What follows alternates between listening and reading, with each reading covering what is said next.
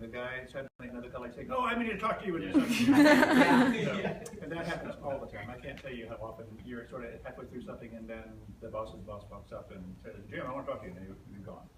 But first of all, I sometimes teach interviewing techniques to residents and so forth, and one of the first things I did to one of the Fellows colleges when they did that, somebody showed up, like our first person did, sort of in jeans and something, and I said, "Oh, I'm so sorry to hear they lost your luggage." Because when you're talking to someone that might be funding your research, you don't show up in jeans and stuff like that. So I compliment you. You came looking very professional, and I think that's a good start to this kind of stuff. I do know what you're talking about. It was something where from the very beginning I knew what it was you were talking about, and that you were trying to make a pitch that we should be doing something with gene therapy, probably funding it in some way. Please, yes. Okay.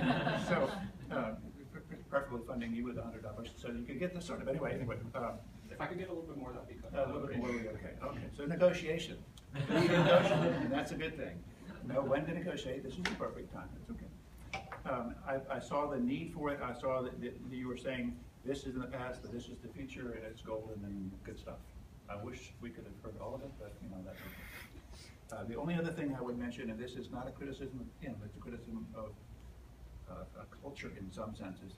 We have lost the ability to speak fluently.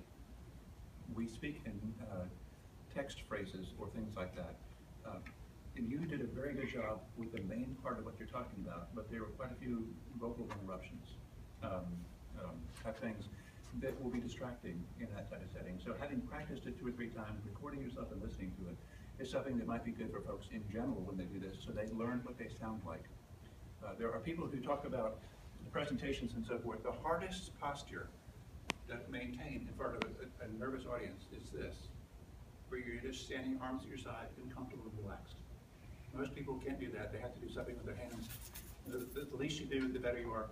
But to speak comfortably without a lot of space makers in there is a very hard task to learn, but one that does come with practice. So I would encourage you to practice that. Yeah, I thought that your content, like you said, was really good, although obviously we didn't get to hear the completion of it. And I agree that just get more comfortable with what you're saying, because you have a good story. You just need to make it shorter and more compact, right? Tell us the point.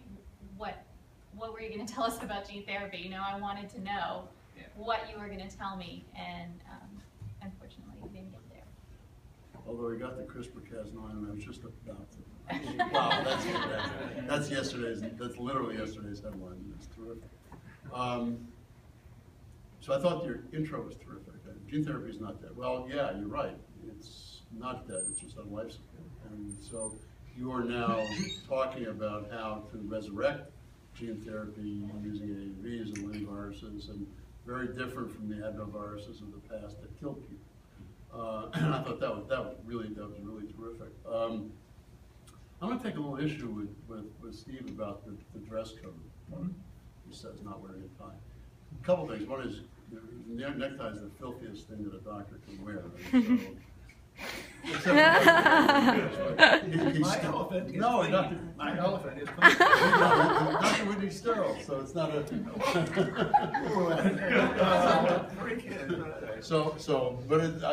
But when I read that article, the first thing I did is I said, "This is a good excuse to never wear a tie again."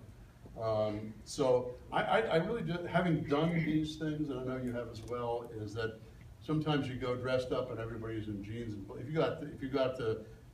If you're going out to Sand Hill Road, everybody's going to be in black jeans and a black T-shirt. And if you go dressed like that, you're going to be going there with a knife to a gunfight. And that will look. They'll say, what are you doing here with your suit and your fancy tie here? Everybody here wears. And somehow you can't. I don't think you can anticipate that. So you wear what's comfortable. My view, you wear what's comfortable to you so that it doesn't inhibit you in your presentation.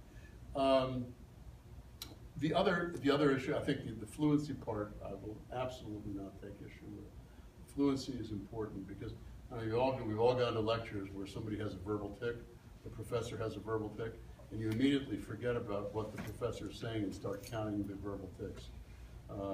And so you have to be really careful with that. And this is hard material. It's hard to explain this stuff to a lay audience or even somebody who doesn't understand it in the depth that you do. So I think it's a great start. Yeah, I agree. I think overall, very good.